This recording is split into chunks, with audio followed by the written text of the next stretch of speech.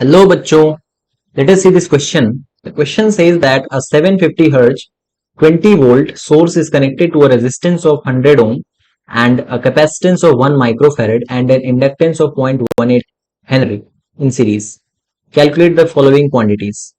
Quantity हमको जो निकालना है, time निकालना है. The time in which the resistance will get heated by 10 degree Celsius provided that the thermal capacity of the resistance is 2 joule per degree Celsius.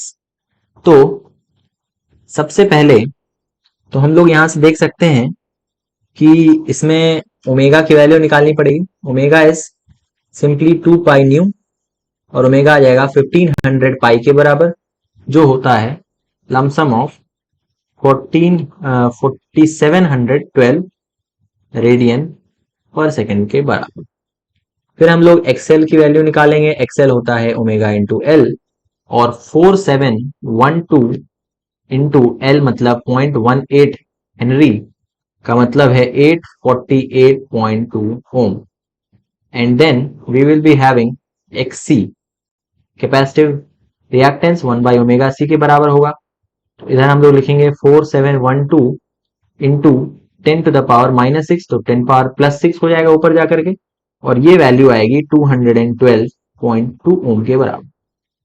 And then we can write finally Z. तो Z को क्या लिखते हैं हम लोग? Z को लिखते हैं एक्सएल माइनस एक्सी, जो कि है इधर 636.0 ओम. तो 636 का होल स्क्वायर प्लस 100 का होल स्क्वायर, तो जेड की वैल्यू हम लोग के पास आ जाएगी 644 ओम के बराबर. अब वी कैन सी दैट यहां से हमको करंट की वैल्यू मालूम देंगे. तो I R M S is equal to V R M S. V R M S क्या दिया हुआ था? 20 वोल्ट. जो भी इसके साथ दिया रहता है सोर्स का, वो वी आर एम एस ही होता है. 20 वोल्ट हो गया. जेड की वैल्यू है 644. So we are having 20 divide by 644 gives 0.03.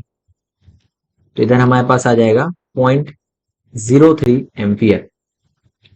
अब अगर हम क्वेश्चन देखें तो आई आर एम एस हमें मालूम चल चुका है. अगर हम क्वेश्चन देखें तो हमें एनर्जी का कुछ लेना देना है, तो हम पावर निकाल लेते हैं इधर से. Power average is equal to V R M S I R M S cos phi. तो वी आर एम एस कितना है? 20 है. आई आर एम एस कितना है? 0.03 है. और कॉस फाई कितना हो जाएगा? 100, मतलब आर बाई जेड होता है. So it comes to be about 0.093 watt. और हम लोग अब देखेंगे कि कितना हीट रिक्वायर्ड है. So we can write heat required कितना है. Heat required is something called M S delta T. इधर हम करेंगे एस डेल्टा टी. तो एस दिया हुआ है 2 जूल पर सेकेंड और डेल्टा टी दिया है 10 degree Celsius. So we can write 2 into 10, जो कि हो जाएगा 20 जूल का हीट रिक्वायर्ड है हमें. इसका मतलब हम लोग क्या करेंगे, हीट जो हमें इस सर्किट से मिलेगी वो मिलेगी 0.093 इंटू टाइम, जितने टाइम के लिए हम लोग सर्किट को बर्न करेंगे. So we are having 20 joule is equal to 0.093 into T.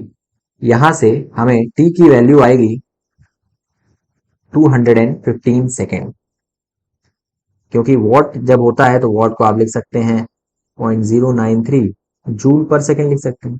और इधर आती है, क्योंकि डिग्री सेल्सियस और डिग्री सेल्सियस कट जाएगा, तो यहाँ पे जो वैल्यू आएगा हीट रिक्वायर्ड वो जूल में आएगा. इधर हमारे पास जो आंसर आया है टाइम का, वो आता है 215 सेकेंड्स के बराबर. मतलब अगर 215 सेकेंड तक रेजिस्टेंस वायर वर्किंग कंडीशन में रहा तो वो 10 डिग्री सेल्सियस तक हीट हो जाएगा, क्योंकि उसका thermal capacity 2 joule per degree Celsius होता है. So I hope you understood this question. Our final answer is 215 seconds. Best of luck.